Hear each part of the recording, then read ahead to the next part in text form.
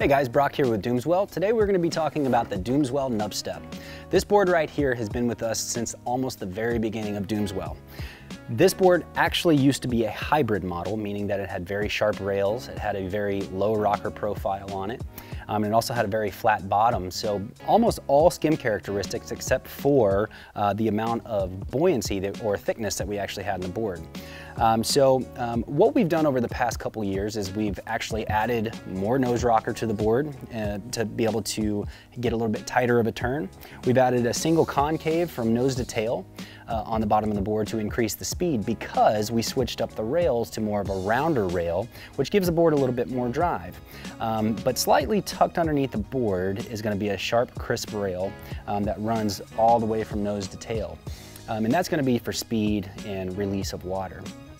The other characteristic of this board is you'll notice if you compare this board to our Neo that this has more of your traditional pointed nose.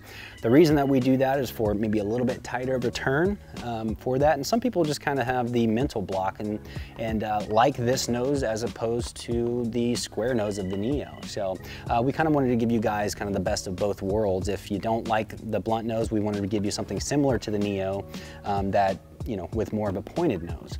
So these boards are very similar in shape, the Neo and the Nubstep. One basically has a pointed nose, the other one has more of a blunt nose on it. The tail is just a little bit different on the Nubstep, is actually why we actually called the board the Nubstep, because it had just this little nubby tail. And at the time, dubstep was cool. So this board is a quad fin setup, and so it does come with all 4 fins. So these are your front 2 driver fins. And if the board is just too loose at that point, you can surf with all 4 fins here with the little TMF ones there in the back. And the board also comes with this little fin key here. So on the top of the board, just like most wake surfs that you'll see, are the 2 EVA pads for your front and back feet. And then also you'll have a one-way Gore-Tex vent there in order to help the board to breathe. Because these boards are EPS models, expanded polystyrene cores, they need to be able to breathe in high altitude and high heat situations. If you don't have this in there, then the board will pop or delaminate. So if you guys have ever seen a bubble inside of on a board, it's because it probably got too hot, which is why we don't recommend putting them up straight up on a bimini. That's why we put them usually in a bag, and then you can throw them up there on a bimini to protect it from the sun's heat.